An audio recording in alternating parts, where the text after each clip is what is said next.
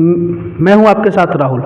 मैं इस वक्त मौजूद हूँ पटना के जगदेव पथ में, और मैं जहाँ पर मौजूद हूँ हमारे साथ एक भैया हैं, वो एज ए बिजनेसमैन और एक पॉलिटिशियन भी है। और आपको बताते तो बीते दिन मतलब बिहार विधानसभा का चुनाव भी था और शपथ समारोह भी था।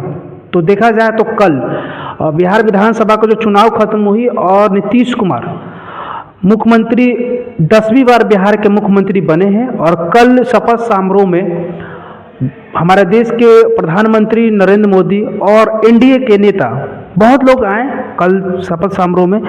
और थोड़ा ये इनसे जानकारी भैया से लेना चाहते हैं कि कल एनडीए की जो जीत में मुख्यमंत्री 10वीं बार बिहार के मुख्यमंत्री बने हैं, थोड़ा इनसे बात करते हैं और इनके विधानसभा का क्या, कौन विधायक थे और कैसा इनका क्षेत्र का माहौल है, थोड़ा इनसे चर्चा करते हैं। सबसे पहले भैया आपको नमस्कार मेरे चैनल में। आपको भी बहुत बहुत धन्यवाद। भैया आपका शुभ नाम क्या हुआ? प्रकाश कुमार सिंह। जिसमें आपको मालूम होगा कि कल बिहार चुनाव हुआ था बीते दिन, और कल शपथ समारोह था, उसमें एनडीए के प्रचंड जीत हुई थी और नीतीश कुमार बिहार के 10वीं बार मुख्यमंत्री बने। तो इसमें क्या आपको लगता है, कैसा महसूस कर रहे हैं? क्या बिहार वासियों के लिए फिर नीतीश कुमार जो मुख्यमंत्री बने हैं तो 5 साल में कुछ डेवलप होगा या फिर जैसे अभी है वैसे ही रहेगा? नहीं, 5 साल में तो नीतीश कुमार डेवलप पिछले अपने 15 साल 20 सालों में तो लगातार करते आए हैं। अगले 5 साल में वैसे ही करते रहने की उम्मीद है। तो इस बार ऐसा आपको नहीं दिखा जो महागठबंधन के देखा जाए तो तेजस्वी यादव चेहरे थे उप मुख्यमंत्री के, और डिप्टी सीएम देखा जाए तो सहनी जी थे। तो महागठबंधन में बहुत ऐसे नेता थे और लोग चुनाव प्रचार में बोले कि हम बिहार के युवाओं के लिए रोजगार देंगे, पलायन मुक्त बिहार करेंगे। तो इस बार क्यों ऐसा एकदम एक माहौल युवाओं के अंदर, महिलाओं के अंदर ऐसा क्या हो गया कि जो एनडीए के प्रचंड जीत हुई? इस पर आप कुछ बोलेंगे? देखिए, इसमें यह है कि राजद के जितने भी सहयोगी हैं, जैसे सहनी जी हुए हैं, राहुल जी हुए हैं, ये लोग जब चुनाव आता है तभी बिहार में एक्टिव होते हैं। चुनाव से पहले एक्टिव नहीं होते? नहीं, कहाँ रहते हैं आप बताइए। सहनी जी कहाँ आपको देखते हैं? उनका पिछली बार विधानसभा में सीट थी, इस बार तो चुनाव लड़े थे, एक भी सीट नहीं है।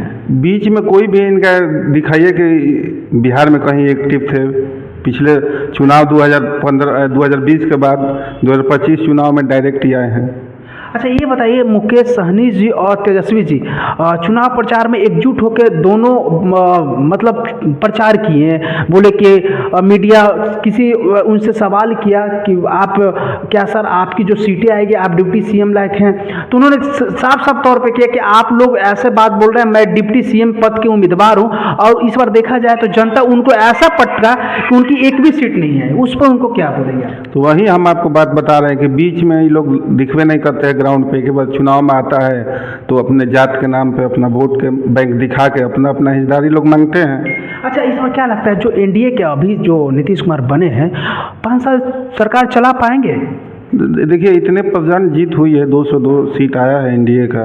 अब इसमें नहीं चलेगा तो फिर ये तो बकवास बात है। अच्छा, ये जैसे बोल रहे थे कि चुनाव आयोग पर अभी बहुत सवाल उठा रहे थे कि जो एनडीए की प्रचंड जीत हुई है तो चुनाव आयोग पर वो बोल रहे हैं कि सारा जो है ना, वो जहाँ भी बीजेपी का चुनाव हुआ है तो मतलब गलत तरीके से वहाँ पे ईवीएम को हैक कर लिया गया है, सीसीटीवी कैमरा बंद कर लिया गया, उस पर क्या बोलेंगे? देखिए, बताते हैं, इसमें जो भी है ये सब बात जो बोल रहे हैं कि चुनाव आयोग या वोटर लिस्ट में जो छटनी अभी हो रही है, SIR हो रहा है, ये हो रहा है। मोदी जी दूसरे बार प्रधानमंत्री बने, इसके बाद से ही लोग सब मुद्दा उठा रहा है। मुद्दा में दम होता है इन लोगों के, तो जनता इन लोगों को चुनती कि नहीं चुनती? नीतीश कुमार है 25 साल लगातार बिहार के मुख्यमंत्री, आपको मुद्दा रहता है सही तो जनता आपको लाती कि नहीं लाती? तो ये सब बहानेबाजी है, हार का बहानेबाजी है इन लोग की। ये हो गया, वो हो गया, तो मान के चलिए कि 200 जो सीट आया 25 सीट इन लोगों का है, तब क्या बोलेगा ये सब? अच्छा, इस बार ऐसा भी सोशल मीडिया पर अभी देखे होंगे, अभी जैसे में सम्राट चौधरी हो गए, विजय कुमार सिन्हा हो गए, और 2-3 को एनडीए के नेता है जो उनका जीत हुई है 1,22,000 का सारा जो वोट मिला है, 1,22,000 के, इस पर भी ट्रोल कर रहे हैं लोग कि वो जो देखिए चुनाव पर आयोग को कि जो भी एनडीए के जो चेहरे हैं, समार चौधरी हो गए, विजय कुमार सिन्हा हो गए, और छातापुर से विधायक जो नीरज कुमार राजपूत से समाज से आते हैं, नीरज कुमार बबलू, उनका भी 1,22,000। तो ऐसा क्यों? ये सब एक सहयोग है उन दोनों का, सेम तीनों लोग का आ गया। इसमें ऐसा कुछ नहीं है कि ईवीएम ये हो गया वो हो गया, सब गलत बात है।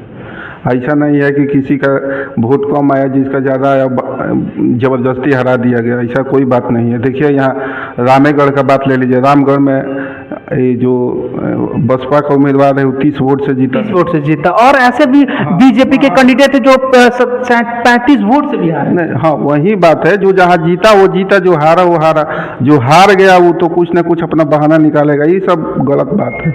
आप बेरोजगारी का मुद्दा उठा रहे हैं, अच्छा मुद्दा है आपका, अभी बोलिएगा कि चुनाव आयोगी है वो है, ये सब गलत बात है। आप क्या ये करके आप कभी भी सत्ता में नहीं आ सकते हैं। क्या लगता है जो नीतीश जी अभी फिर कल मुख्यमंत्री बने हैं और अभी सारे मंत्रिमंडल का गठन भी हो गया है, तो नीतीश जी काल काल में वो काम सही करते हैं या उनका कोई सहयोगी करता है वो उनकी? क्योंकि बहुत ऐसे आप देखे होंगे, वीडियो वायरल हुआ होगा कि उनका बोलने का जो टोन है कुछ गलत हो जाता है महिला के प्रति, चाहे या सदस्य में किसी मेंबर के प्रति, या आप देखा जाए किसी अधिकारी के प्रति। तो उस पर क्या लगता है कि वो सरकार में सच में ये 5 साल रह पाएंगे? अच्छा, आप जैसे बोल रहे हैं कि महिला के प्रति गलत टोन बोल देते हैं, तो मान इस चुनाव में सबसे ज़्यादा वोटिंग परसेंटेज किसका है? महिला का ही, क्योंकि इस बार जो चुनाव आयोग भी जो परसेंटेज निकाली है और पूरा बिहार में देखा जाए तो महिला का,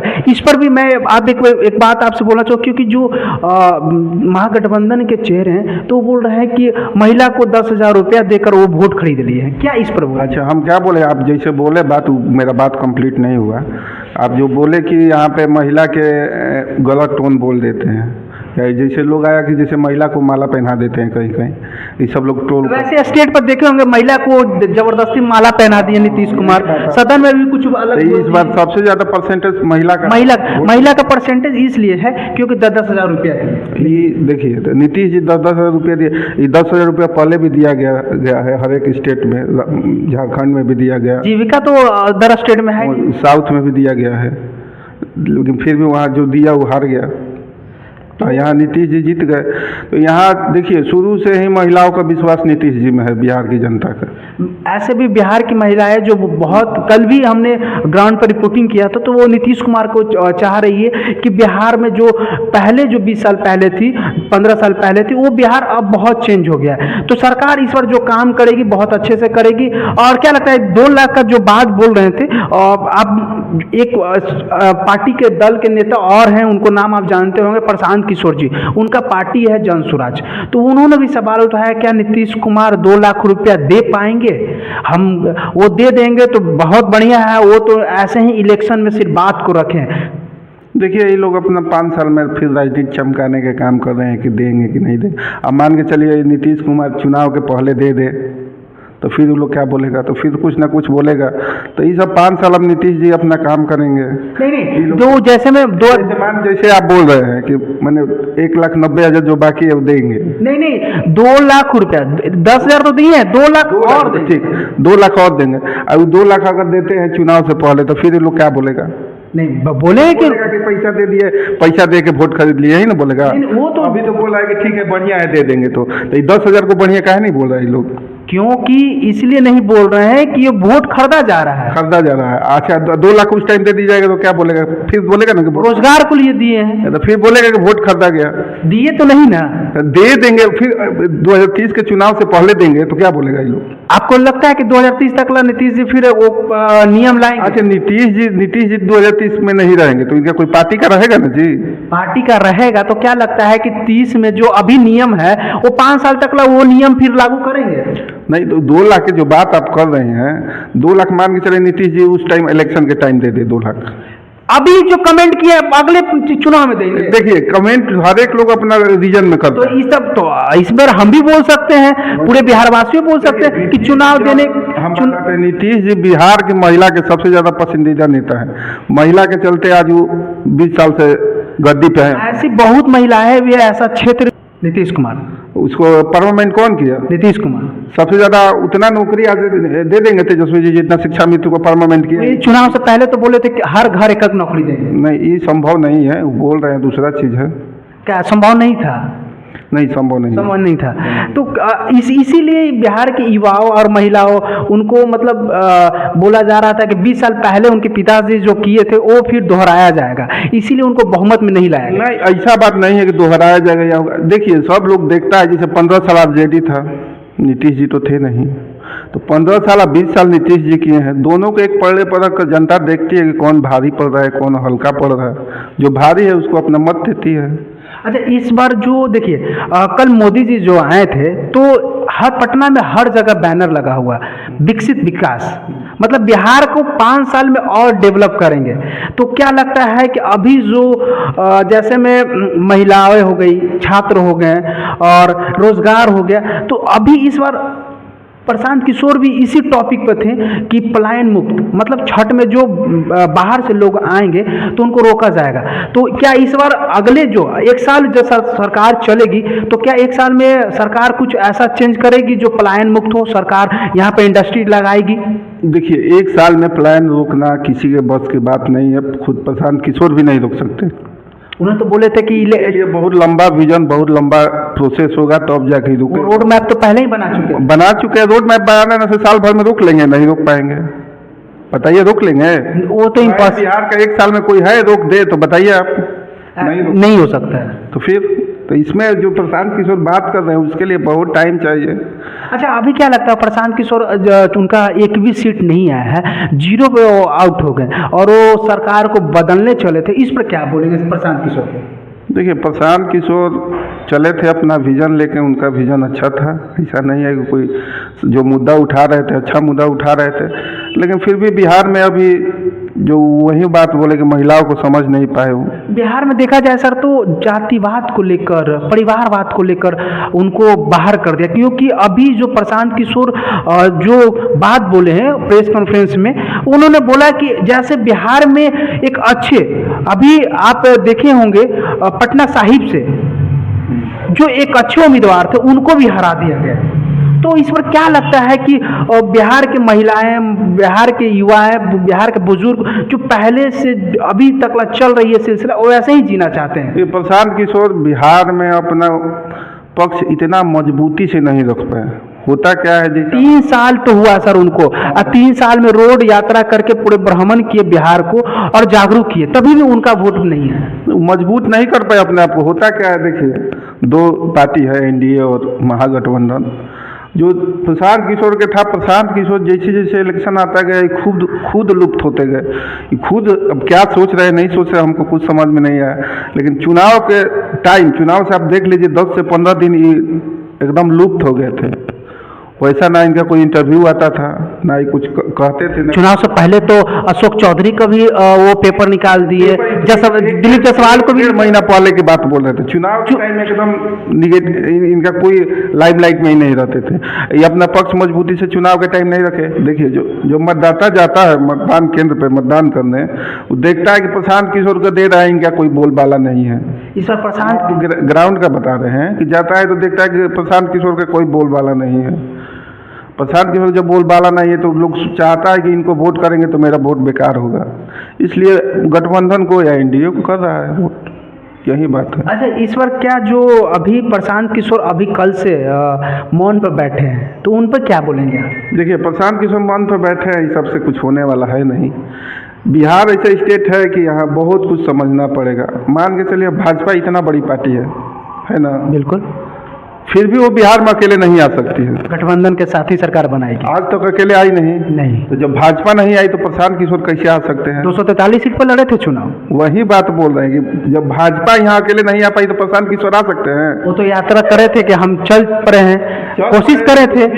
हम क्या बोले कि चुनाव से 10 दिन पहले साफ एकदम मिट गए थे चुनाव में जी से। चुनाव से पहले हमारे यहाँ देखिए, हमारे यहाँ बुरहानपुर में इनके प्रत्याशी ने अपना नाम विड्रॉल कर लिया। बताइए। विड्रॉल कर लिया जी, कारण? अब कारण अभी तो उनका यही बताएंगे। इनका पार्टी के नेता ही तो बोलते हैं कि बाहुबली है, वहाँ हुलास पांडे खड़े थे, उनके डर से ही बैठ गए। तो ये सब गलत बात है। आप ये आए हैं इतना बड़ी पार्टी लेकर चल रहे हैं, 243 सीट पे विधायक लड़ा रहे हैं, आप कैसे लड़ा रहे हैं? कुछ व्यक्ति को आप नहीं समझ पाए कि मेरे साथ रहेगा। वो तो चुनाव से पहले जो कैंडिडेट को नाम अपना ऐड सोशल मीडिया पर डाले थे, तो बोले थे कि जो व्यक्ति को आप जानते हैं और नहीं जानते हैं तो उनको जानबूझकर हराया जाए। हम ऐसा भी क्या बोल रहे थे कि उनका व्यक्ति हमारे यहाँ कैंडिडेट जो बोले रहे थे बैठ गए, तो आप कैसे कैंडिडेट चूज कर रहे हैं कि वो खुद बैठ रहे हैं? आप अपने कैंडिडेट को नहीं पहचान पाए तो जनता से को क्या पहचानिएगा? अच्छा सर, एक बात और आपसे हम पूछना चाहते हैं, जैसे मैं अभी सर जैसे पटना को देखा जाए, 5 साल में पटना भी बहुत डेवलप हुआ है, बिहार भी डेवलप हुआ है। क्या होगा, लेकिन ऐसा लग नहीं रहा है। अभी कल शपथ समारोह में वो शपथ भी ले रहे थे तो कुछ बात को क्लियर नहीं कर पाए थे, नहीं बोल पाए थे अच्छे से। देखिए नीतीश कुमार अब उतना ऐसा बोलिएगा कि वो आधे घंटे लगातार भाषण देंगे वैसे तो उनको संन्यास देना चाहिए। नहीं, वो संन्यास लेना न लेना उनके हाथ में है।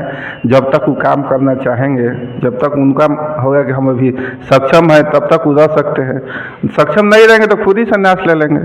चलिए, बहुत अच्छा लगा। और मैं बता दूं तो कल जो शपथ समारोह में नीतीश जी शपथ लिए थे और उसमें जो शपथ समारोह में जो वर्ड हुआ था थोड़ा सा मिसमैच हुआ था और वैसे कमेंट भी हमारे पास आया था